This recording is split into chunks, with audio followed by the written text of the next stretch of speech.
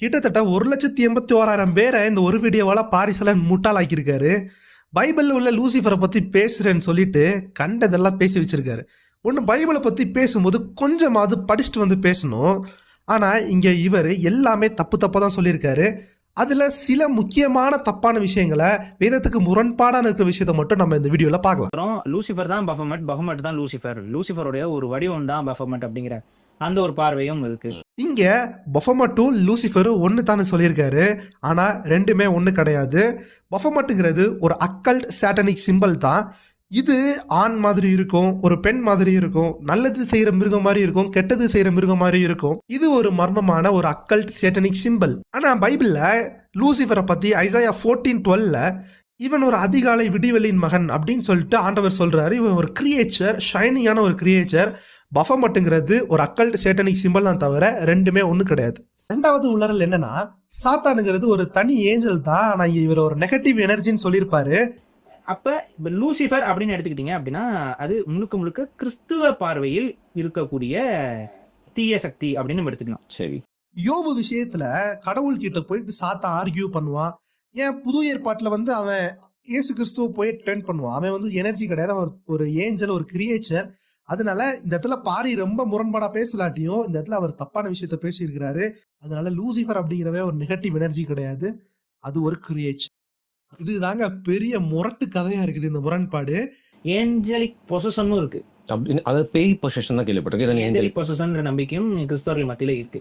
இந்த டீமன் எப்படி பேய் பிடிக்குது அப்படின்னு சொல்றோமோ, எப்படி ஒரு சாத்தான் நம்ம உடம்புல பிடிச்சதுன்னு சொல்றோமோ, அதே போல ஏஞ்சலும் நம்ம உடம்புல இறங்கும் அப்படிங்கிற நம்பிக்கையும் கிறிஸ்தவர்கள்ட்ட இருக்கு. அதுக்கு தகுந்த மாதிரி சில புராண கதைகளும் அவங்க சொல்றாங்க. ஏஞ்சல் நம்ம உடம்பை எடுத்துக்கிட்டு அந்த நம்ம உடம்புல இருந்து அவங்க நல்லது செய்வாங்க. ஏஞ்சலிக் பொசஷன் ஒன்னு பைபிள்ல கிடையவே கிடையாது. ஆனா இவர் இருக்குன்னு சொல்றாரு. டிமானிக் பொசஷனுங்கிறது வேற. நம்ம மார்க்ல பார்க்கும் பொழுது பிசாசு ஒருத்தவங்களுக்கு பிடிச்சாங்கன்னா அவங்களுக்கு ரொம்ப அவங்களை தங்களை காயப்படுத்திப்பாங்க.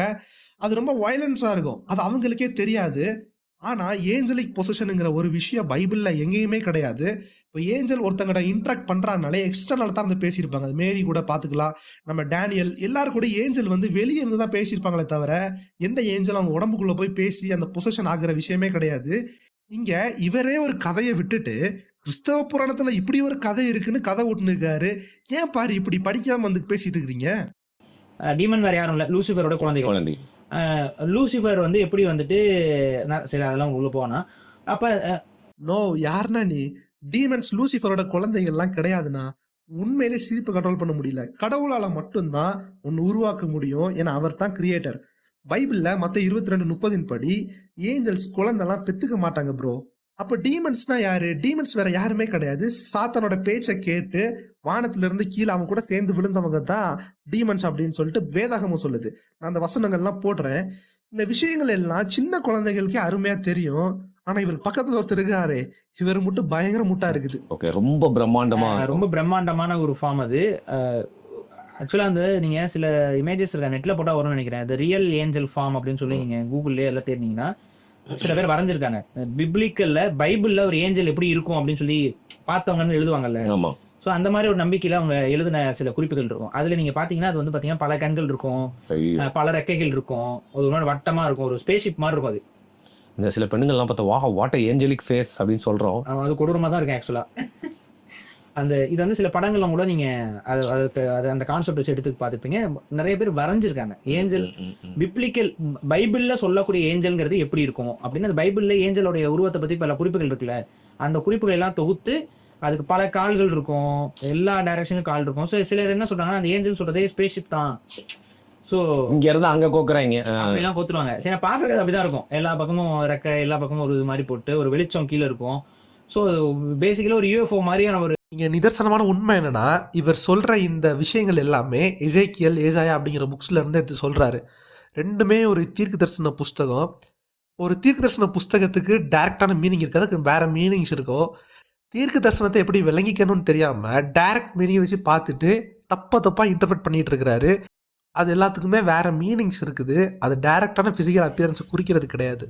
செருக்கு எப்படி சொல்றது, ஒரு ஹெட் வெயிட்டா, அதாவது லூசிஃபர் எப்படின்னு பாத்தீங்கன்னா காடுக்கு அடுத்தபடியா பவர்ஃபுல்லான ஒரு ஏஞ்சல்னா லூசிஃபர் தான். அதாவது கிறிஸ்தவ மதத்தை பொறுத்த வரைக்கும் இறைவன் முன்னால பணிவோடு இருக்கணும் அப்படிங்கிற ஒரு விஷயத்த உங்களுக்கு சொல்லி ஹம்பிள்னஸ். பணிவு முக்கியம் அப்படிம்பாங்க. அதுவும் நீங்க ப்ரொடெஸ்டன்ட் சர்ச்சில் எல்லாம் போய் பாத்தீங்கன்னா பணிவாக இருக்கிறோம் அப்படின்னு சொல்லி பேசுவாங்க. எசேக்கியேல் 28:14 கடவுளோட ஒரு சர்வெண்ட் தான் இந்த லூசிஃபர். அதுக்குள்ளாம அவனுக்கு லிமிட்டடான பவர்ஸ் தான் உண்டு. பைபிள்ல மைக்கேல், மிகாவேல் அப்படிங்கிற ஒரு ஏஞ்சலை பத்தி கேள்விப்பட்டிருக்கீங்களா? மைக்கேல் யார் அப்படிங்கறத இன்னொரு வீடியோல பார்க்கலாம். ஆனா வெளிப்படுத்தல் 12:7 சாத்தானுக்கும் மிகாவேலுக்கும் சண்டை நடக்குது. இதுல சாத்தான் மிகாவேல்கிட்ட தோத்து போயிடுறாரு. பார்த்தா கடவுளுக்கு அப்புறம் லூசிஃபர்லாம் பெரிய பவர்ஃபுல்லான ஏஞ்சல் கிடையாது ப்ரோ. கிறிஸ்டியானிட்டி லூசிஃபரை பேசுறேன்னு சொல்லிட்டு இஸ்லாம உள்ள தூக்கிட்டு வந்துட்டானுங்க. ஃபயரால செய்யப்பட்டது இதெல்லாம். இஸ்லாமிக் தியாலஜி சூறால உள்ளது ப்ரோ. நாங்களாம் இவ்வளவு பெரிய ஒரு உயர்ந்த பிறப்பு, எங்களை இந்த மாதிரி திரும்ப ஒரு கீழான பிறப்புகளுக்கு நீங்க போயிட்டு சேவை செய்ய சொல்றீங்க. அந்த கீழான பிறப்பு யாரு? நம்ம தான் மண்ணுல இருந்து செஞ்சாங்க. நான் ஃபயரால செய்யப்பட்டவன், எங்க மண்ணுல செய்யப்பட்டவங்க. இப்ப இவங்களுக்கு நான் போய் பணியோட செய்யணும்னு சொல்லி எப்படி எதிர்பார்க்கலாம் அப்படின்னு சொல்லிட்டு கடவுளுடைய கட்டளைகள் எதையுமே நிறைவேற்றாமல் லூசிஃபர் இது பண்றாப்ல. அப்ப என்ன பண்றாரு, கடவுளுக்கு ஒரு லெவலுக்கு மேல கடுப்பாயிருது. கடுப்பானோடனே ஒரே 8 கிரீஸ் டப்பா வெட்டி உதைக்கிற மாதிரி ஒரு உதைக்கும் பொழுது ரெக்கையும் பிரிச்சுறாரு.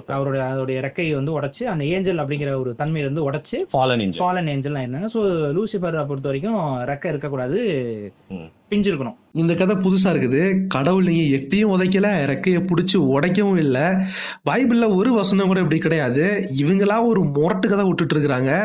கடவுள் பிசிக்கலா அடிச்சாங்க அப்படின்னு சொல்லிட்டு எந்த வசனமுமே இல்லை. ஸோ மக்களே, எல்லாருக்கும் எல்லாமே தெரியாது. பைபிள் பத்தி உங்களுக்கு நல்லா தெரியும்னா ஃபர்ஸ்ட் பைபிளை மட்டும் நல்லா படிங்க. இல்லைன்னா அவங்க சர்ச் பாஸ்டர்ஸை கேளுங்க, அவங்க நல்லா சொல்லி கொடுப்பாங்க. இப்படிப்பட்டவங்ககிட்ட இருந்து எந்த கான்செப்டையும் எடுத்துக்காதீங்க. எல்லாமே தப்பா தான் பேசுறாங்க. இந்த கடைசி மிஸ்லீடிங்கை விட நம்ம இந்த வீடியோவை முடிச்சுக்கலாம்.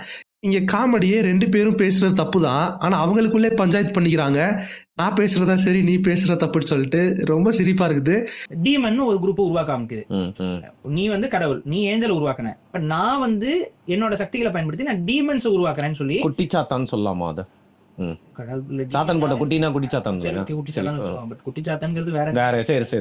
டீமன் ஓகே, டெவில் வேற, டீமன் வேற. கலர் கலரா மண்டையில பெயிண்ட் அடிச்சுக்கிறீங்க. இன்னும் ஒரு 2 வாரம் இந்த மாதிரி எல்லாம் சொல்லாம இருந்தீங்கன்னா நான் பாட்டு உங்க கூட உட்காந்து வீடியோ பண்ணிட்டு இருப்பேன். வேற எங்கேயும் அனுப்ப போறீங்களா? சொல்றேன். ஸோ இந்த மாதிரிலாம் பண்ணிட்டு இருக்கீங்கன்னு வைங்க, அப்போ ஆட்டோமேட்டிக்காக என்ன ஆகும், உங்களோட சோல் கொஞ்சமா கரப்ட் ஆகுது. கடவுளுடைய கோட்பாட்டிலேருந்து நீங்கள் விலகி போயிட்டுருங்க. இந்த இடத்துல உங்களை லூசிஃபர் தன்னோட சக்தியை பயன்படுத்தி கான்டாக்ட் பண்ணுவார். கான்டாக்ட் பண்ணி உனக்கு நான் இதெல்லாம் பண்ணி கொடுக்குறேன், இதெல்லாம் செஞ்சு கொடுக்குறேன், உன்னுடைய ஆத்மாவை எனக்கு எழுதி கொடுத்துரு அப்படின்னு சொல்லுவார். அப்படின்னே உங்களோட ஆத்மா என்ன, சரி ஓகே நமக்கு இந்த பெருமையில எல்லாமே கிடைக்கும், உலக பிரகான விஷயம் எல்லாம் கிடைக்கும் அப்படின்னு சொல்லிட்டு நீங்க என்ன பண்றீங்க, ஒரு கையெழுத்து போட்டு அந்த அக்ரிமெண்ட்டை சொல்லிடுறீங்க. நீங்க சொல்ற எந்த விஷயமே கிறிஸ்தவத்துக்கும் எதுக்கும் சம்மந்தமே இல்லை. டை அடிக்கிறது, வம்புழுக்கிறது எல்லாமே பேட் ஹேபிட் தான். பட் அதனால அவன் நரகத்துக்கு போவான் அப்படின்னு கேட்டாலாம் கிடையாது. அவன் அந்த தப்பை ரியலைஸ் பண்றப்ப காட் கண்டிப்பா அதை மன்னிப்பாரு. ஆனா கடவுள் உள்ளான பாவத்தை தான் சொல்றாரு. அதனால ஏனோ தானோ சின்ன வயசுல வெகுளித்தனமா பண்ற விஷயங்களை கடவுள் பிடிச்சிட்டு தண்டிக்க மாட்டாரு. உள்ள இருந்து வர்ற பாவ எண்ணங்கள், சிந்தனைகள் தான் கடவுள் மிகவும் வெறுக்கிறாரு. அதனால கிறிஸ்தவ மெத்தாலஜி என்ன சொல்லுதுன்னா, நீங்க எதையுமே கூட்டி பேசாதீங்க, குறைச்சும் பேசாதீங்கன்னு சொல்லுது. அதனால நீங்க வாயை மூடிட்டு அமைதி காத்தால் மிகவும் நல்லது அப்படின்னு நினைக்கிறேன். அப்படி பேசுறதா படிச்சுட்டு பேசுங்க. தேங்க்யூ.